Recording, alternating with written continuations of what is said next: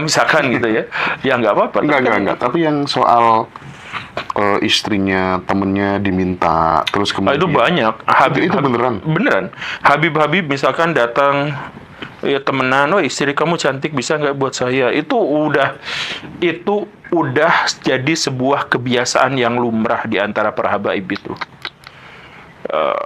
Jadi mereka ada yang minta cewek, ada yang minta duit. Jadi, aduh, saya kasihlah, saya lagi butuh uang 10 juta, nanti kan Anda akan masuk surga. Kayak gitu, itu jualannya tuh kayak gitu. Nah, itu yang saya serang, dan itu bukan hanya terhadap Habib, saya juga misalkan nyerang gus-gusan. Ada gus ini, gus itu yang... Ada gus yang, maaf ya, ODGJ, rambutnya merah, kuning, hijau, kemana-mana cuma pakai kolor doang. Kemudian dia tetangganya Pak Dodi itu konser sampai bikin panggung segala rupa, genjreng apa. Lalu hanya gara-gara dia anak dari kiai, dia disebut bahwa itu karomah, bahwa majdub, wali. Iya. Ya kalau ODGJ aja, hanya gara-gara dia keturunan kiai kok langsung diperlakukan seperti itu. Nah, serangan saya tuh pada itu juga. Jadi maksud saya nggak nyerang Habib dalam konteks dia Habib, atau Habib dalam dia Ba'alawi. Enggak, saya nggak akan mengkritik sama sekali Ba'alawi. Saya mengkritik, menghujat orang-orang yang menistakan Ba'alawi. Orang-orang yang menistakan Islam, tapi mengatasnamakan Islam. Tapi itu Pak Guru tuh menjadi yang paling berani mengawali deh ya, kritik Gus, kritik Habib Lutfi sampai sedemikian. Wah, itu zaman dulu belum ada kan cerita-cerita orang berani mengkritisi model-model kayak gitu. Sekarang alhamdulillah udah ada hasilnya ya, udah banyak gitu. Dan banyak juga akhirnya konten-konten kreator yang... Maksudnya hasilnya apa? AdSense alhamdulillah. Maksudnya hasilnya itu adalah hasil saya dalam hal ini tuh merasa bangga di satu sisi, tetapi merasa tanggung jawab saya itu menjadi lebih besar karena banyak konten-konten saya itu yang menjadi konten nasional. Jadi misalkan ketika saya ngomong pertama kali Pak KDM itu adalah Pak Jokowi kedua, yang saya juga sampaikan di podcast ini, itu kan media-media besar juga mulai membawa isu itu. Ketika saya bahas Habib, itu juga media-media membahas itu. Ketika saya pertama kali mempopulerkan betapa meresahkannya ormas, itu sampai sekarang juga akhirnya menjadi keluhan. Nah, tapi ya itu akhirnya jadi beban. Pada titik tertentu saya ngomong begini, orang-orang jadi juga membahas itu. Nah, ya jadi, tapi ya itu, ini adalah bagian dari beban moral, dan kita tuh memang harus bergerak di situ karena nggak ada. Misalkan kritik saya terhadap pesantren. Nah, ini kritik terhadap pesantren juga sekarang cukup mengemuka, dan jumlah santri di seluruh Indonesia turun dari tahun ke tahun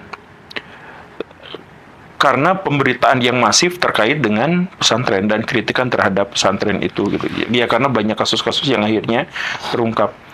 Nah, ini harus terus-terusan disuarakan. Bukan saya membenci pesantren. Sekali lagi ya, saya tuh sangat mencintai pesantren, sampai-sampai saya harus melawan pesantren-pesantren palsu yang mengatasnamakan ajaran pesantren. Kan begitu. Jadi kayak kemarin ada kiai di Semarang.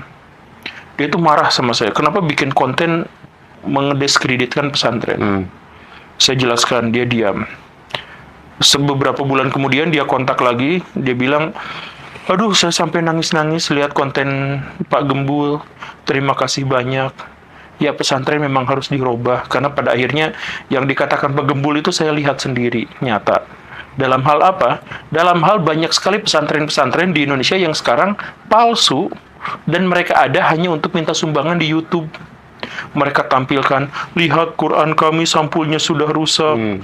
Lihat santri-santri kami tidak tidur di kasur tapi hanya di lantai. Lihat makannya cuma pakai Royco dan sebagainya. Itu ternyata banyak di antara itu tuh pesantren palsu.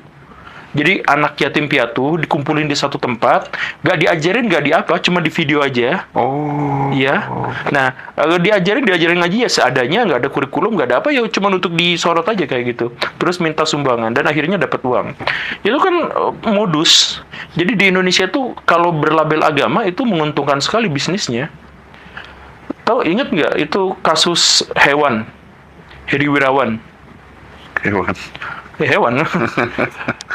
Dia itu buka pesantren tahfidz Quran, mengatasnamakan Nahdlatul Ulama. Lalu 21 santrinya dicabuli. Sekian diantaranya hamil. Dan udah ada yang melahirkan.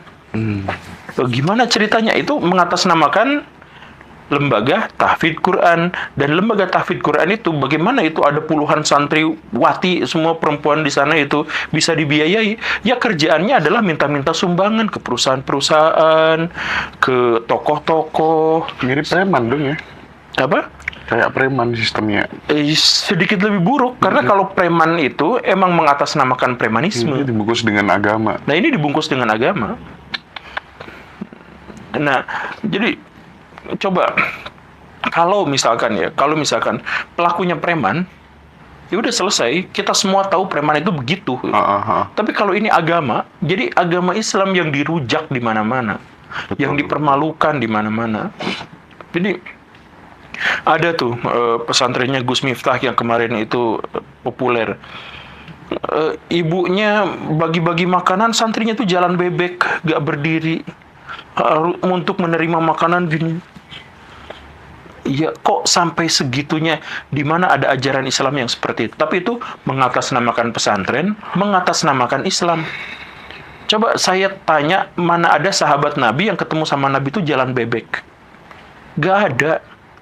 Yang ada itu adalah kalau Nabi ketemu sama sahabatnya, Nabi balik badannya itu total dari kepala sampai kaki itu menghadap sahabatnya. Kalau salaman, Nabi itu pasti yang paling akhir melepas genggaman tangannya. Karena apa? Karena adab pada orang lain. Nah ini, yang ngaku Gus, yang ngaku Kiai, yang ngaku Habib, sebaliknya minta penghormatan sama orang lain, sampai dicium kaki dan tangannya, sampai dicium jejak dan bekas duduknya. Mereka melakukan itu, lalu dikatakan ini memang adab Islam. Mereka kan mengatakan ini adab lebih penting dari ilmu, lalu adab yang dimaksud itu adalah melakukan hal seperti itu. Coba dengan kerusakan sefatal itu mengatasnamakan Islam. Ya nanti kalau misalkan banyak orang-orang yang kecewa sama Islam, murtad, kemudian tidak lagi peduli sama ajaran agama Islam, bahkan memusuhinya, ya bukan salah mereka yang murtad. Tapi mereka yang murtad itu bisa aja logikanya lurus. Ketika mereka melihat penyimpangan seperti ini, mereka udah nggak tahan. Kan begitu. Nah ini adalah salah satu agenda yang saya bulak-balikan di kanal saya, dan itu juga dampaknya signifikan, besar. Jadi orang-orang juga sudah mulai kritis dan skeptis. Saya tidak melarang orang yang pesantren, karena sekali lagi pesantren itu satu lembaga yang secara historis sangat berdampak besar buat kebaikan Indonesia.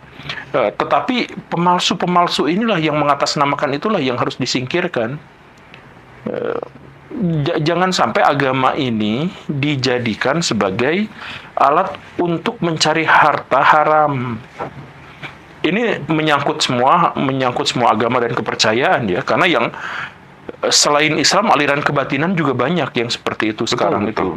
Aliran kebatinan tuh yang jadi aliran kebatinan justru sekarang menebar kebencian tuh banyak. Aliran kebatinan yang minta sodakoh dan sumbangan itu juga sekarang banyak. Ya, kita akan perangi itu juga. Sekali lagi, kita nggak peduli sama golongannya, nggak peduli sama kelompoknya, kita peduli pada perbuatannya. Tapi ini urusan mental sebenarnya ya. Tapi gini, kembali soal pesantren tadi Pak Guru. Orang tua itu kan, yang ketika kemudian dia sudah merasa bahwa ini agamaku paling benar sendiri, di luar agamaku salah gitu. Kadang aku melihat banyak sekali anak-anak yang sebenarnya dia nggak suka masuk pesantren gitu, tapi dipaksa sama orang tuanya gitu, dengan berbagai macam alasan. Gimana itu? Bisa nebak nggak bahwa saya itu termasuk orang yang mengatakan agama saya yang benar, yang lain salah semua? Saya tuh termasuk orang yang mengatakan seperti Oke, itu. oke. Saya bilang saya Muslim dan kepercayaan orang Kristen saya anggap salah gitu. Tetapi sampai sebatas itu saja, sisanya saya serahkan di akhirat, saya serahkan di Tuhan, dan saya tidak akan menghakimi mereka itu sebagai orang yang begini dan begitu. Sebagai orang yang percaya pada ortodoksi keimanan, ya udah seperti itu. Dan saya juga menghargai ketika ada orang Kristen yang mengatakan saya tuh kafir. Ya gak apa-apa, bagi mereka saya kafir, bagi itu nggak jadi masalah. Nah, yang jadi masalahnya itu adalah ketika konsekuensinya itu berdampak pada hal-hal yang material. Jadi spiritual itu kita pisahkan dulu, nanti kita bahas. Tapi yang berubah menjadi material itu adalah ketika misalkan anak harus dimasukkan ke pesantren, itu wajib walaupun si anaknya merengek, menangis, nggak mau. Dan itu banyak anak-anak yang harus dipisahkan dari orang tuanya, dari teman-temannya, kemudian di pesantren ternyata dibully, diajarin ngerokok, diajarin mencuri, diajarin melakukan penyimpangan-penyimpangan seksual. Dari anak yang biasanya baik-baik aja, lulus dari pesantren, nakalnya luar biasa. Karena ajaran yang luar biasa ngeri yang ada di dalam sana. Ada nggak orang-orang yang seperti itu, mengalami hal yang seperti itu? Ada, banyak. Nah, itu gara-gara orang tuanya yang merasa agamanya paling benar. Bukan, itu gara-gara orang tuanya yang malas. Jadi orang tua yang kayak gitu tuh biasanya gini nih, saya tuh ahli maksiat, dosanya banyak, sholat aja nggak bener, tapi saya pengen masuk surga.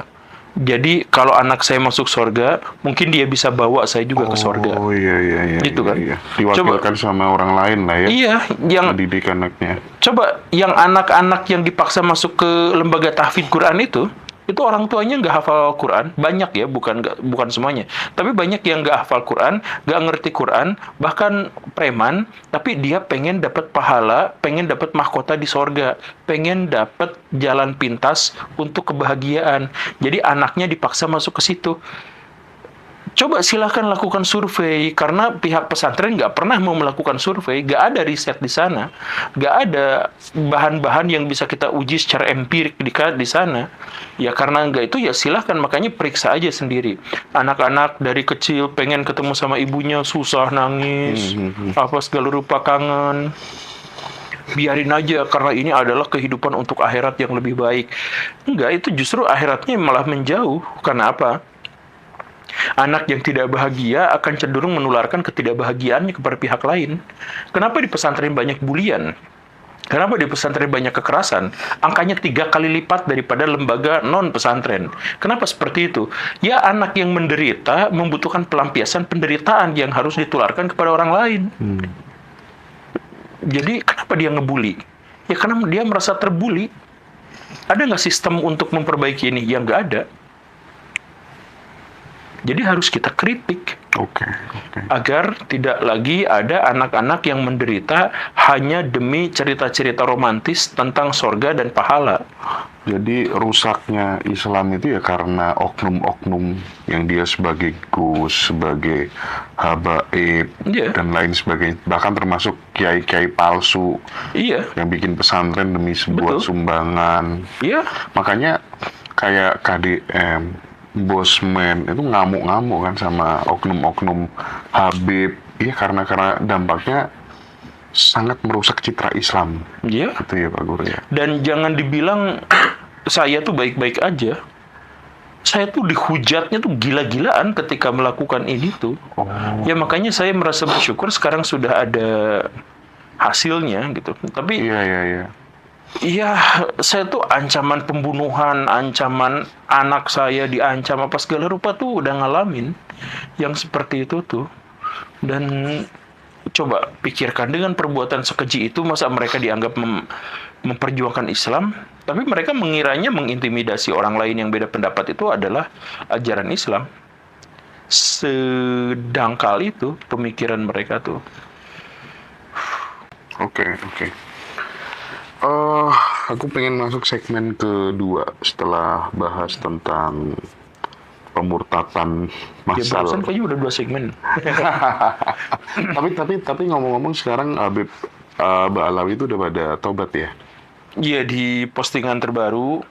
Sekarang video ini dibuat tuh tanggal 11 Juni Dan di hari sebelumnya itu Nabawi TV menegaskan kembali sikap Robitoh Alawiyah yang pure, bahwa sebenarnya mereka tuh tidak menginginkan Habaib itu memperjualbelikan nasab, mengglorifikasikan silsilah mereka, bahwa mereka itu nggak boleh banyak cerita dawir-dawir yang nggak jelas, bahwa mereka tuh harus kembali kepada Quran dan Sunnah.